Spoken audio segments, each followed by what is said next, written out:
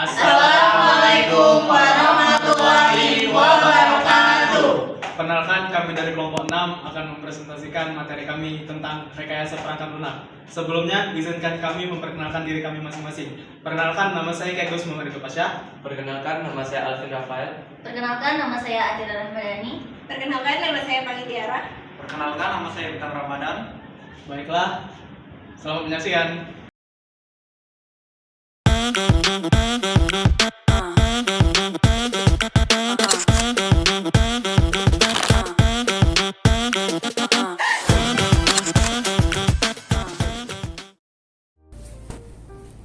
Baiklah, di sini saya akan menjelaskan tentang pengertian rekayasa perangkat lunak. Rekayasa perangkat lunak adalah disiplin ilmu yang berkaitan dengan pengembangan, pengoperasian, dan pemeliharaan perangkat lunak. Ini mencakup pendekatan sistematis untuk merancang, membangun, dan mengelola perangkat lunak yang memenuhi kebutuhan pengguna dan dapat dikelola dengan baik.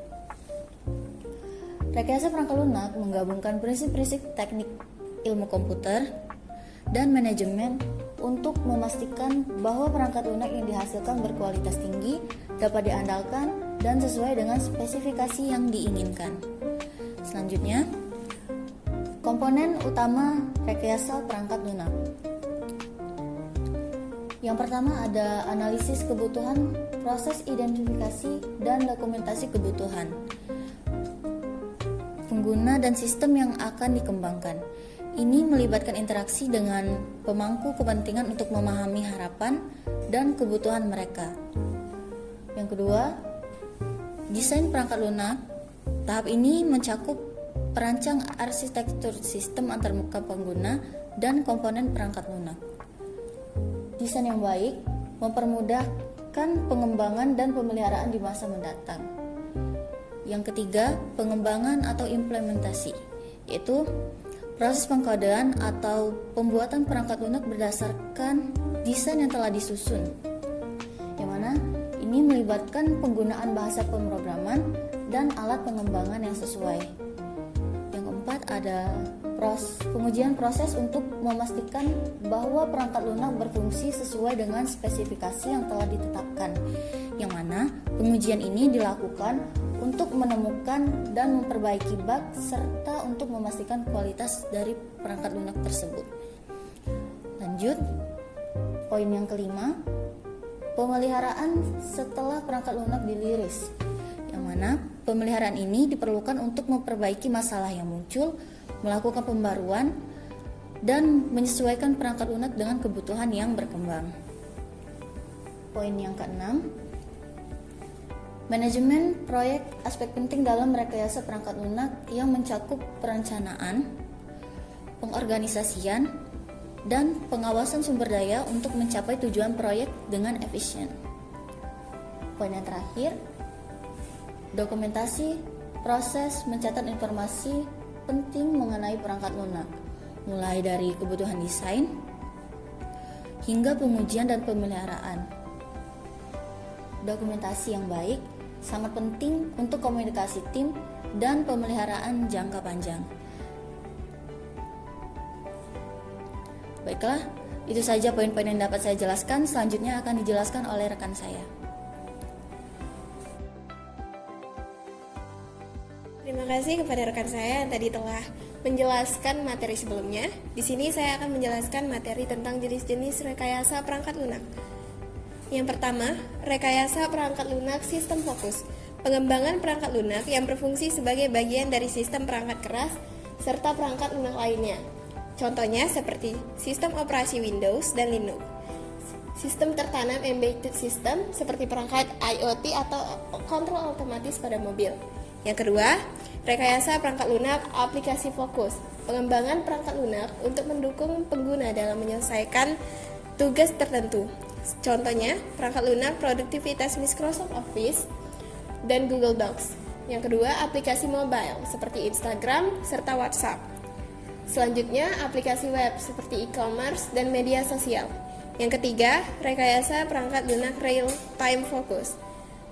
Membuat perangkat lunak yang merespon input secara instan dan dalam waktu nyata. Contoh, sistem navigasi pesawat, aplikasi trading dan saham. Keempat, rekayasa perangkat lunak bisnis fokus, sistem yang dirancang untuk mendukung proses bisnis. Contoh, enterprise resource planning, customer relationship management, sistem manajemen keuangan dan akuntansi. Yang kelima, rekayasa perangkat lunak kecerdasan buatan, AI software engineering. Fokusnya pada pengembangan perangkat lunak yang mampu melakukan analisis, pembelajaran atau pengambilan keputusan berdasarkan data. Contoh, chatbot analisis pengenalan sistem wajah, aplikasi prediktif menggunakan pembelajaran sistem mesin e-learning. Keenam, rekayasa perangkat lunak multimedia fokus, pengembangan aplikasi yang memproses data multimedia seperti video, gambar, dan audio. Contoh, editor video, Adobe Premiere, Final Cut Pro, serta perangkat lunak animasi seperti Blender dan Maya.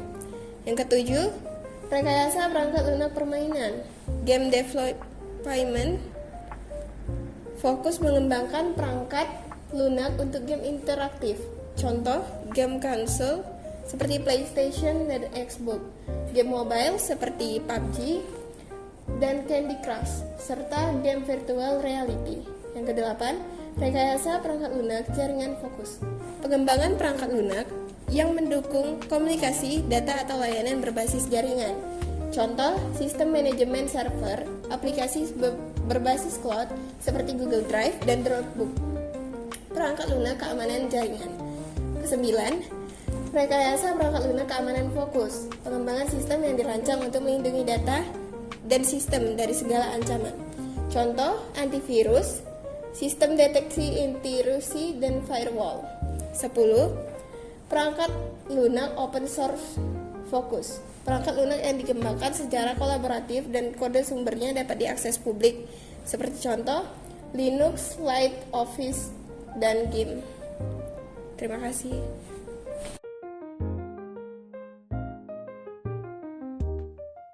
Baiklah, saya akan melanjutkan materi selanjutnya. Saya Bintang Ramadan, jadi saya akan menjelaskan tentang materi fungsi rekayasa perangkat lunak.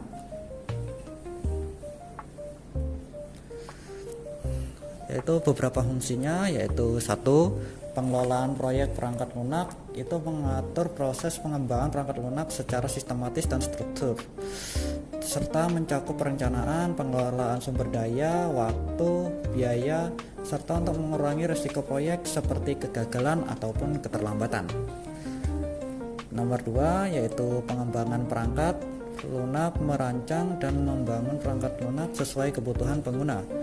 Hal ini digunakan untuk melakukan pendekatan yang terorganisir seperti waterfall, agile, ataupun scrum, memastikan perangkat lunak dapat berfungsi dengan baik di berbagai lingkungan. Nomor 3, peningkatan kualitas perangkat lunak menghasilkan perangkat lunak yang lebih handal, stabil dalam berbagai bidang, aman atau secure, melindungi data dari ancaman eksternal, serta efisien untuk mengoptimalkan penggunaan sumber daya yang mudah digunakan, serta dapat memastikan perangkat lunak bebas dari berbagai bug melalui pengujian yang kompresif. Nomor 4, pemeliharaan perangkat lunak, mengelola perangkat lunak setelah dirilis untuk memperbaiki bug, meningkatkan performa ataupun menambahkan fitur terbaru, memastikan perangkat lunak tetap relevan dengan kebutuhan penggunaan yang berkembang. Nomor 5, automasi dan inovasi. Otomasi dan inovasi membantu mempercepat dan menyederhanakan proses bisnis melalui otomasi serta mendukung teknologi dengan mengembangkan solusi perangkat lunak terbaru. Nomor 6, yaitu peningkatan efisiensi dan produktivitas yang menyediakan alat untuk membantu pengguna menyelesaikan pekerjaan lebih cepat dan akurat. Contohnya yaitu software akuntansi untuk bisnis ataupun aplikasi manajemen proyek. Nomor 7 yaitu integrasi sistem. Integrasi sistem ini untuk membantu perangkat lunak terbaru berkomunikasi dengan sistem atau aplikasi yang sudah ada, menjamin interoperabilitas interoperabilitas antar sistem untuk meningkatkan efisiensi operasional. Dan nomor 8 yaitu dokumentasi dan standarisasi, membuat dokumentasi lengkap dari setiap tahap pengembangan perangkat lunak untuk mempermudah pemeliharaan dan pengembangan yang lebih lanjut, serta memastikan pengembangan mengikuti standar internasional seperti ASIA atau IE. Sekian dari saya akan melanjutkan pembahasannya untuk rekan saya yang lain. Baiklah, saya akan melanjutkan materi berikutnya, yaitu proses pengembangan rekayasa perangkat lunak. Yang pertama ada perencanaan atau planning, mengidentifikasi tujuan, kebutuhan, dan ruang lingkup proyek perangkat lunak, menganalisis kelayakan dari aspek teknis, ekonomi, dan waktu, menyusun rencana proyek termasuk jadwal, anggaran, dan alokasi sumber daya. Yang kedua ada analisis kebutuhan atau requirement analysis, mengumpulkan informasi mengenai kebutuhan pengguna dan sistem, membuat spesifikasi kebutuhan perangkat lunak atau software requirement specification atau SRS, berkomunikasi dengan pengguna untuk memastikan semua kebutuhan terdefinisi dengan jelas. Yang ketiga itu ada perancangan atau desain, merancang arsitektur perangkat lunak termasuk struktur data, antarmuka pengguna, dan alur proses, membuat desain teknis seperti diagram alur, Entity Relationship Diagram atau ERD, dan diagram UML.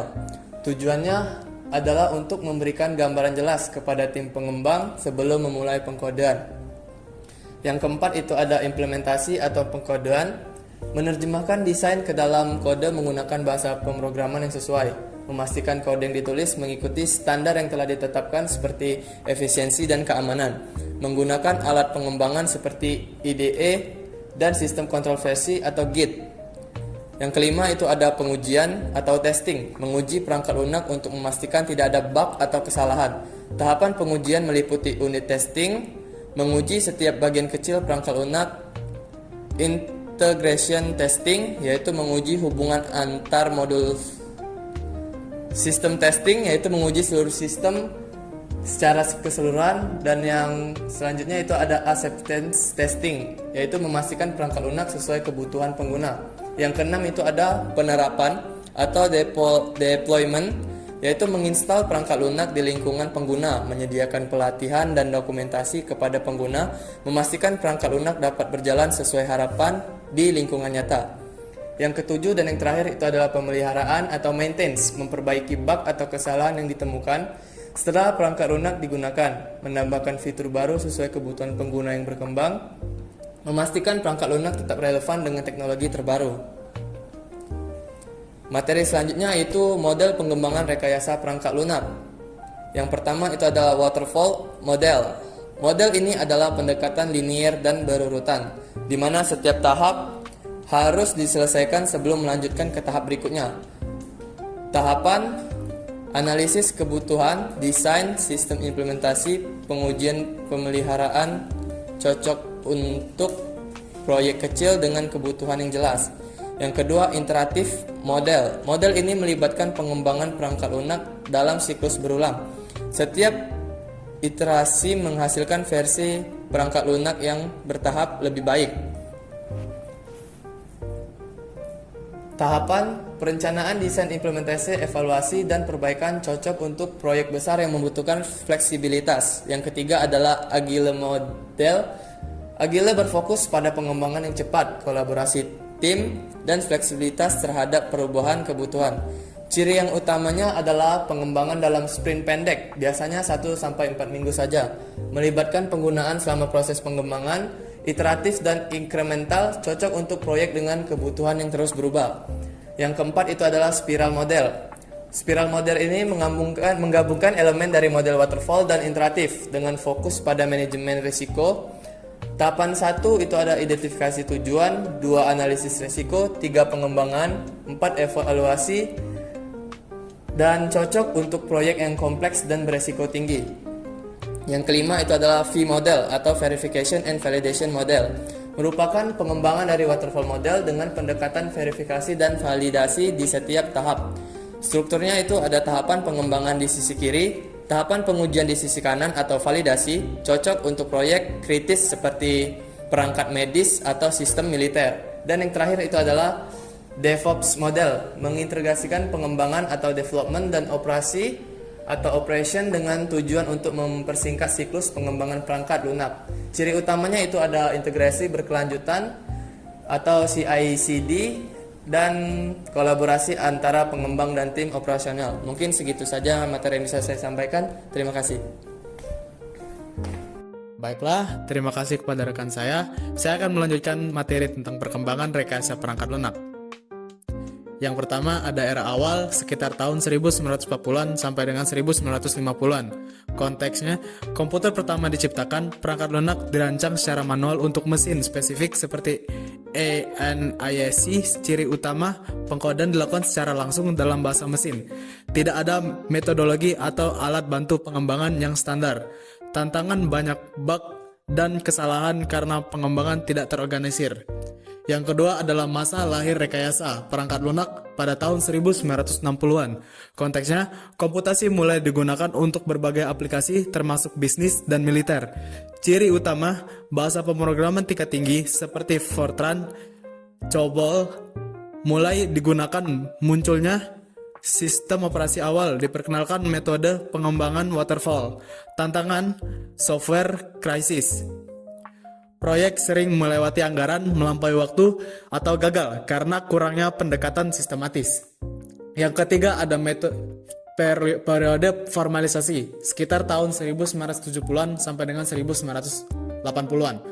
Konteksnya, kebutuhan perangkat lunak kompleks meningkat seperti aplikasi untuk industri, penerbangan, dan keuangan. Ciri utamanya, formalisasi metode pengembangan perangkat lunak diperkenalkan model seperti spiral model oleh Barry Boehm. Mulai diterapkannya konsep modulasi arsitektur perangkat lunak dan desain berbasis objek. Tantangannya adalah masalah dalam pengelolaan kompleksitas sistem. Selanjutnya, ada era komputer pribadi dan internet sekitar tahun 1990-an. Konteksnya, revolusi komputer pribadi atau PC dan internet. Ciri utama, pendekatan pengembangan perangkat lunak yang lebih fleksibel seperti Agile, munculnya sistem berbasis GUI atau Graphic User Interface, penggunaan perangkat lunak open source mulai berkembang. Tantangannya, perangkat lunak harus dapat diakses dan mudah digunakan oleh pengguna umum. Yang kelima, ada revolusi digital sekitar tahun 2000-an. Konteksnya, internet menjadi platform utama untuk perangkat lunak. Ciri utamanya, metodologi Agile dan Scrum menjadi standar industri. Pada aplikasi berbasis web dan mobile cloud, computing mulai berkembang. Tantangannya, keamanan dan privasi data, skalabilitas aplikasi global. Yang keenam, era modern dan masa depan 2010 hingga sekarang.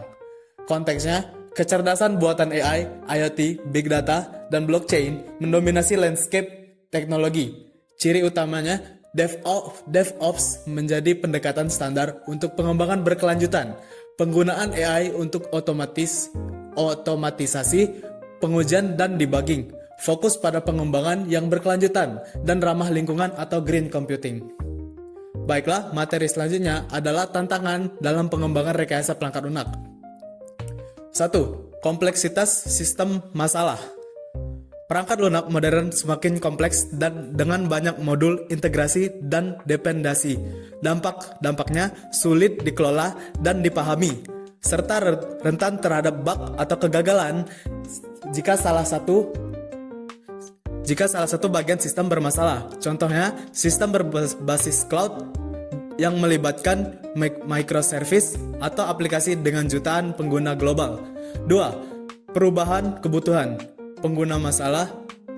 Kebutuhan pengguna sering berubah selama siklus pengembangan. Dampaknya, proyek melampaui anggaran atau tenggat waktu.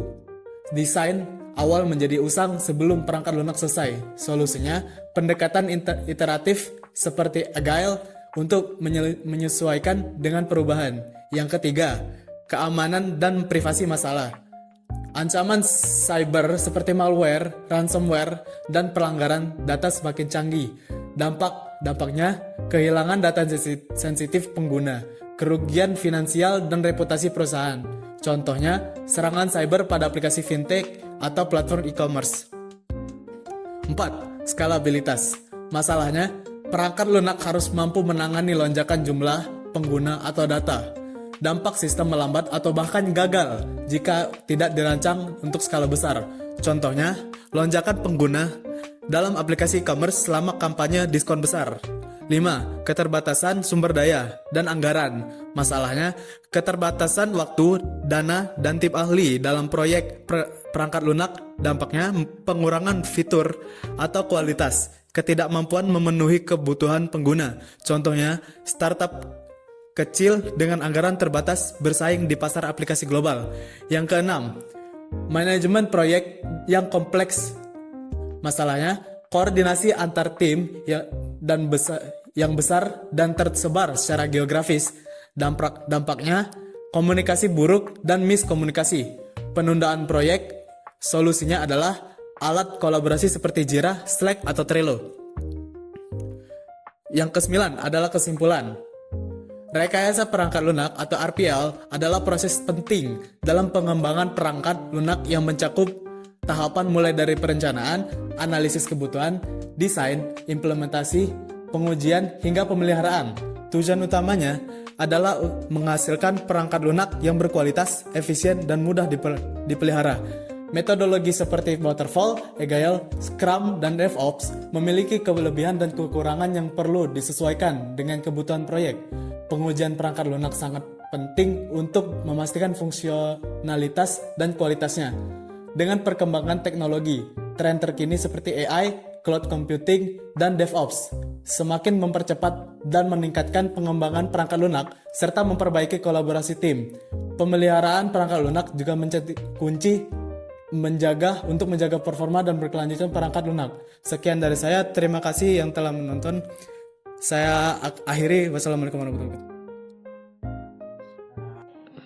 Demikianlah presentasi dari kami. Mohon maaf jika ada kesalahan. Kami akhiri. Wassalamualaikum warahmatullahi wabarakatuh. Dadah.